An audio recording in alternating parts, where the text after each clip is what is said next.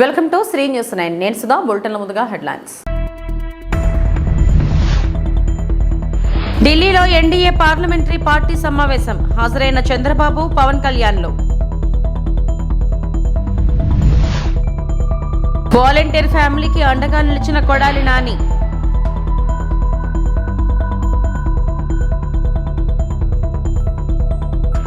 రాష్ట్రంలో వైఎస్ఆర్ కాంగ్రెస్ పార్టీ సానుభూతి పరులనే లక్ష్యంగా టీడీపీ దాడులు చేస్తుంది. మాజీ మంత్రి పేర్ని నాని మండిపాటు.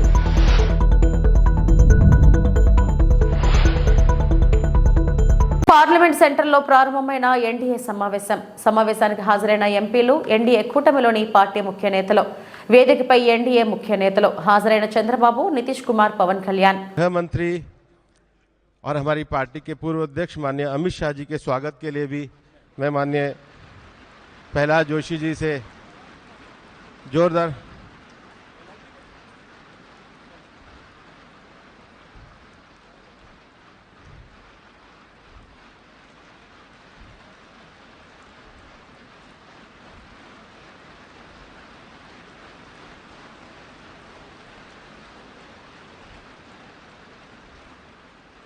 इस बार विशेष रूप से चुनाव में दक्षिण भारत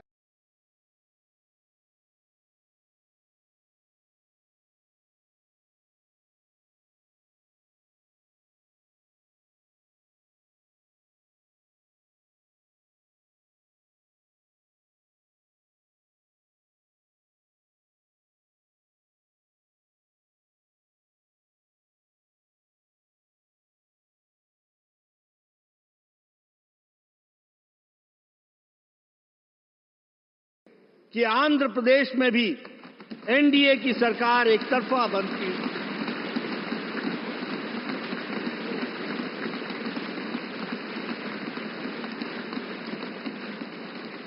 और अरुणाचल प्रदेश में लगातार तीसरी बार भी हमने अपनी सरकार बनाई।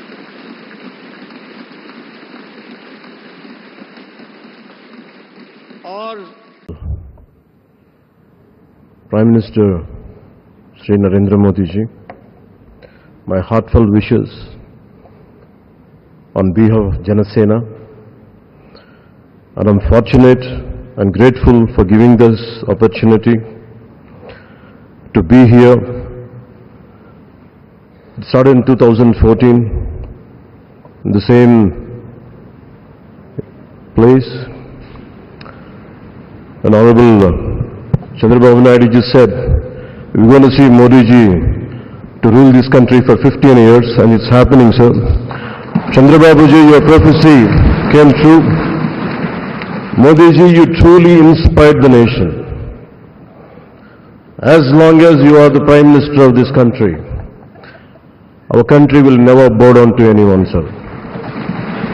టీడీపీ అధినేత నారా చంద్రబాబు నాయుడును పలువురు ఎంపీలు, ఎమ్మెల్యేలు, సీనియర్ నేతలు మర్యాదపూర్వకంగా కలిశారు. ఎన్నికల్లో ఘన విజయం సాధించిన ఎంపీలు, ఎమ్మెల్యేలకు చంద్రబాబు నాయుడు అభినందనలు తెలిపారు.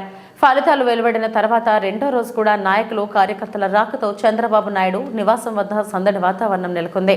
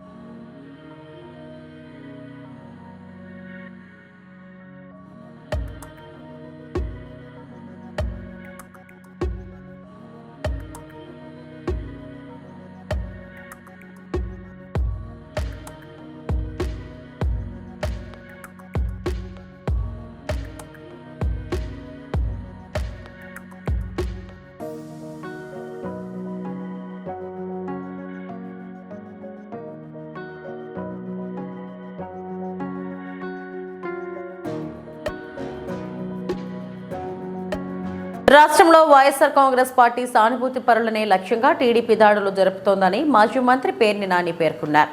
ఎన్నికల ఫలితాలు వెలువడ్డాక రాష్ట్ర వ్యాప్తంగా టీడీపీ అరాచక చేష్టలకు దిగిందని ఆయన ఆగ్రహం వ్యక్తం చేశారు. ఎన్నికల ఫలితాల అనంతరం రాష్ట్రంలో జరిగిన దాడులు, అల్లర్లపై వైఎస్ఆర్ కాంగ్రెస్ పార్టీ నేతలు గురువారం సాయంత్రం గవర్నర్ అబ్దుల్ నజీర్ ఫిర్యాదు చేశారు. వైఎస్ఆర్ కాంగ్రెస్ పార్టీ నేతల బృందానికి రాజ్యసభ ఎంపీ వైవి సుబ్బారెడ్డి నేతృత్వం వహించారు. అనంతరం పేర్ని నాని మీడియాతో మాట్లాడారు. వైఎస్ఆర్సీపీ సానుభూతి పరులే టార్గెట్ గా టీడీపీ దాడులు జరిపిందని, బీహార్ తరహాలో ఏపీలో టీడీపీ దాడులకు తెగబడిందని పేర్ని నాని మండిపడ్డారు. బీహార్ సంస్కృతిని టీడీపీ ఆచరిస్తుందన్నారు. టీడీపీ గోండాలు వైఎస్ఆర్సీపీ నేతల ఇళ్లపై కిరాతకంగా దాడులు చేశారని అన్నారు. టీడీపీ నేతలు ప్రజలను భయభ్రాంతులకు గురి చేస్తున్నారని విమర్శించారు. వైఎస్ఆర్సీపీ జెండా మోసిన వారిపై దాడులకు తెగబడుతున్నారన్నారు. కార్లు ధ్వంసం చేయటం, కార్లు తగలబెడటం, ఆస్తులు నాశనం చేయటం, భయభ్రాంతులకు గురి చేయటం అంటే తెలుగుదేశం పార్టీ అధికారంలోకి వస్తే ఎర్ర పుస్తకంలో ఏం రాసుకున్నారా అంటే మేము హింస కోసమే, ఈ కక్ష తీర్చుకోవడం కోసమే, మాకు వ్యతిరేకంగా వైఎస్ఆర్ కాంగ్రెస్ పార్టీ ఎవరు జెండా పట్టుకుంటే వాళ్ళనల్లా కిరాతకంగా హింసిస్తాం, వాళ్ళ ఆస్తులు ధ్వంసం చేస్తాం అనేటువంటి దానికోసమే అధికారంలోకి వచ్చినట్టుగా ఇవాళ వాళ్ళు ప్రవర్తిస్తున్నారు. ఇవన్నీ గవర్నర్ గారికి చెప్పినప్పుడు ఆయన ఆశ్చర్యపోయారు.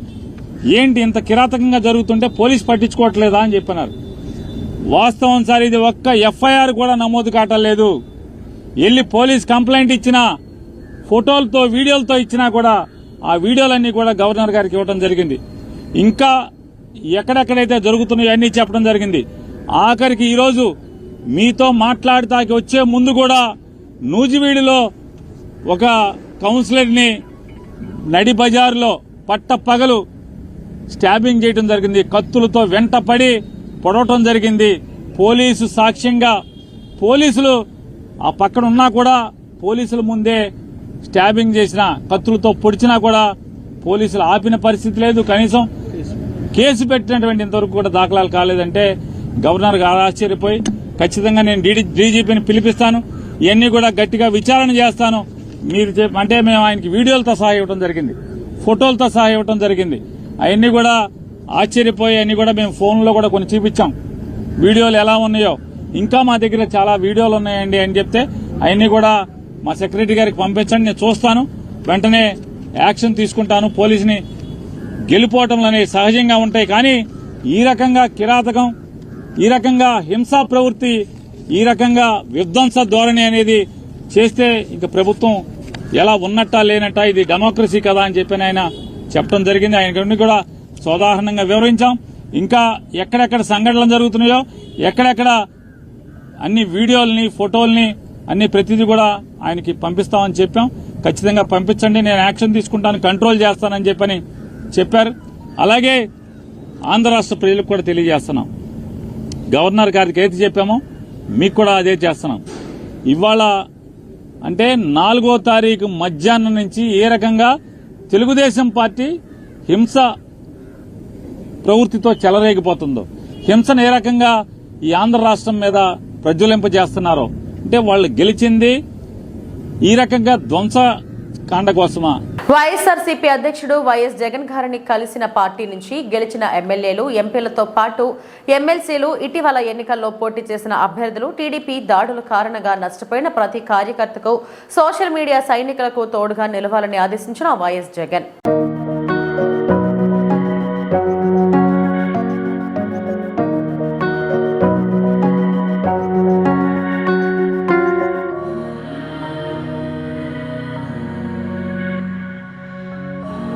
మంగళగిరి శ్రీ లక్ష్మీ నరసింహస్వామి ఆలయాన్ని తేదెప్ప జాతీయ ప్రధాన కార్యదర్శి నారా లోకేష్ బ్రాహ్మణి దంపతులు దర్శించుకున్నారు. ఆలయ సిబ్బంది వారికి స్వాగతం పలికి దర్శన ఏర్పాట్లు చేశారు. ఈ సందర్భంగా స్వామివారికి లోకేష్ దంపతులు ప్రత్యేక పూజలు చేశారు.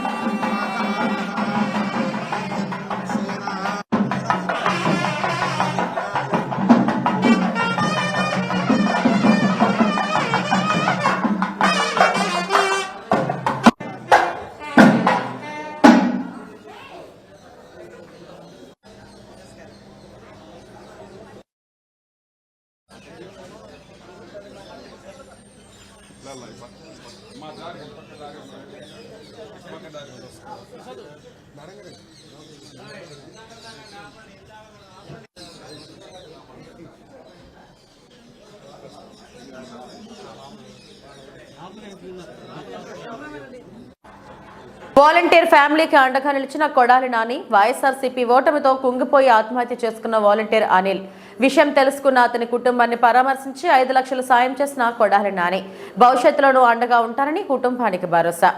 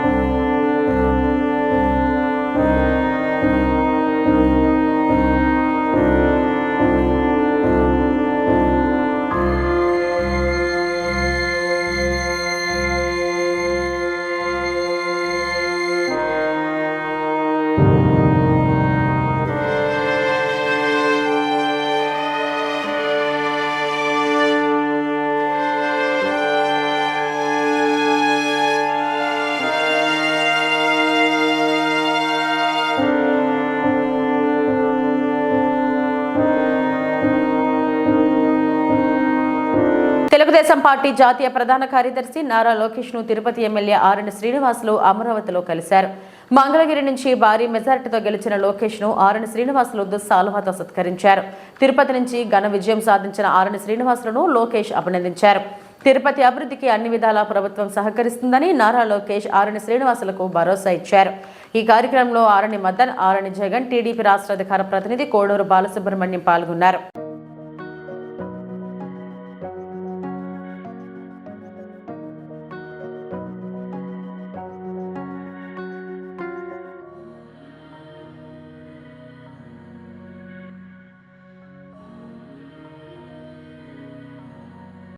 శ్రీకాళహస్తీశ్వర దేవస్థానం ఆలయంలో గురు దక్షిణామూర్తికి గురువారం విశేషంగా అభిషేకాలు నిర్వహించి అనంతరం స్వామివారిని చక్కగా విభూతి అలంకరణతో అలంకరించి ఆపై దీప ధూప నైవేద్యం అఖండ దీపారాధన స్వామివారికి హారతులు సమర్పించారు.